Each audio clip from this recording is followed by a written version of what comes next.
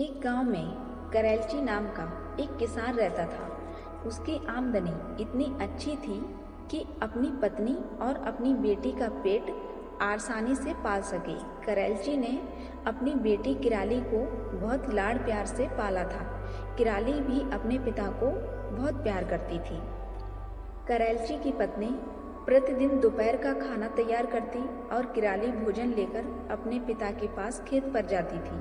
पिता को अपने हाथ से भोजन खिलाकर ही वह घर वापस आती थी। एक दिन किराली भोजन लेकर चली तो बहुत तेज धूप थी।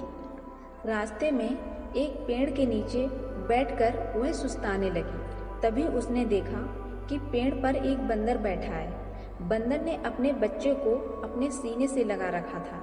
किराली सोचने लगी कि एक दिन उसका भी प्यारा सा बच्चा होगा। वह अपने बच्चे का नाम ललगानो रखेगी। वह अपने ललगानो को खूब प्यार करेगी। तभी उसके मन में बुरे बुरे ख्याल आने लगे। वह सोचने लगी कि जब वह शैतानियाँ करेगा तो मुझे उस पर बहुत गुस्सा आएगा।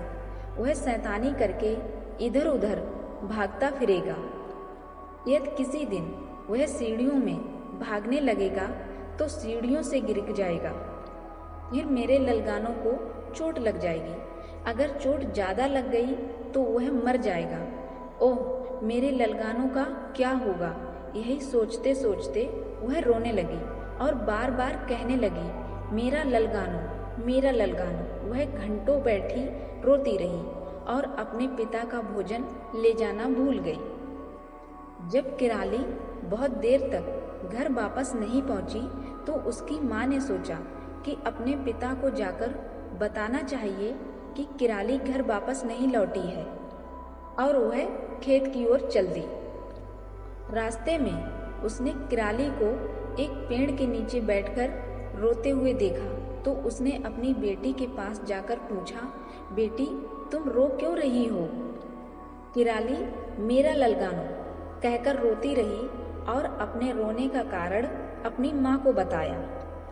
उसकी माँ पूरी बात सुनकर बिना सोचे समझे मेरा ललगानो कहकर रोने लगी। माँ बेटी दोनों बैठकर आंसू बहाने लगी। करैलची को दोपहर का भोजन नहीं मिला था, इस कारण उसे क्रोध आ रहा था। शाम होते ही वह घर के लिए वापस चल दिया। रास्ते में अपनी बेटी अपनी पत्नी को रोता देखकर उसने सोचा कि जरूर कोई अनहोनी दुर्घटना घटित हुई है जिसके कारण दोनों रो रही हैं। उसने दोनों से रोने का कारण पूछा। कारण सुनकर वह गुस्से से पागल हो उठा।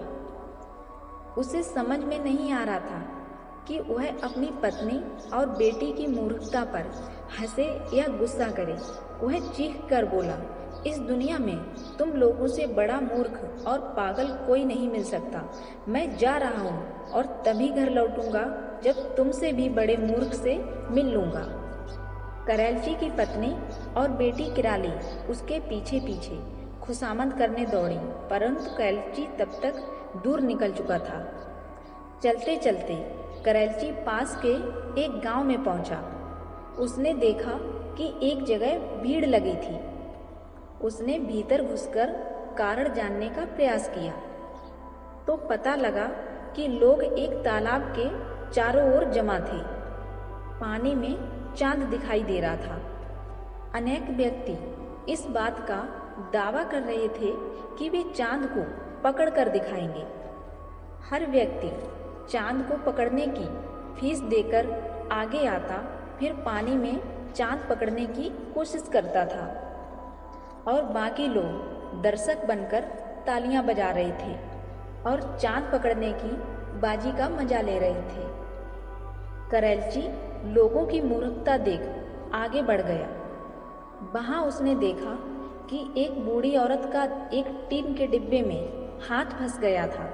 कई लोग उसका हाथ खींचकर निकालने का प्रयास कर रहे थे। बुढ़िया दर्द के मारे चीख रही थी, परंतु हाथ बाहर नहीं निकल रहा था। करैलची ने पूछा कि माजरा क्या है। उसे बताया गया कि डिब्बे में गेहूं भरे हैं और बुढ़िया मुट्ठी में गेहूं भरकर निकालने का प्रयास कर रही थी, तभी उसका हाथ डिब्बे में फंस गया और वह अब निकल नहीं रहा है। इतने में एक व्यक्ति बोला, मुझे हाथ बाहर निकालने की एक आसान तरकीब समझ में आ गई है। इसमें बूढ़ी माँ को थोड़ा दर्द तो होगा, परंतु कम से कम हाथ तो बाहर आ जाएगा। सबने पूछा, ऐसी कौन सी तरकीब है? वह बोला, हम बूढ़ी माँ का हाथ काट देंगे, वरना उसे डिब्बे में ही हाथ फंसाए हुए पूरा जीवन बिताना पड़ेगा। मैं सोचता हूँ हाथ काटना आसान है, डिब्बे में हाथ डालकर जिंदगी बिताना कठिन है। इतने में ही दूसरा व्यक्ति बोला, तुम कमाल करते हो। इससे बेहतर तरकीब यह है कि डिब्बे को नीचे से काट दिया जाए। करैलची ने लोगों की बात सुनकर माथा पीट लिया। वह बोला, दादी माँ, अपनी मुट्ठी को खोलो और गेहूं के डिब्बे में छोड़ दो। करैलची का इतना कहना था कि बुढ़िया ने मुट्ठी से गेहूं छोड़ दिए और उसका हाथ बाहर निकल गया। लोग करैलची को धन्यवाद व इनाम देने लगे। करैलची बहुत दुखी मन से घर की ओर यह सोचते हुए वापस चल दिया कि शायद इस दुनिया में मूर्खों की कमी नहीं है।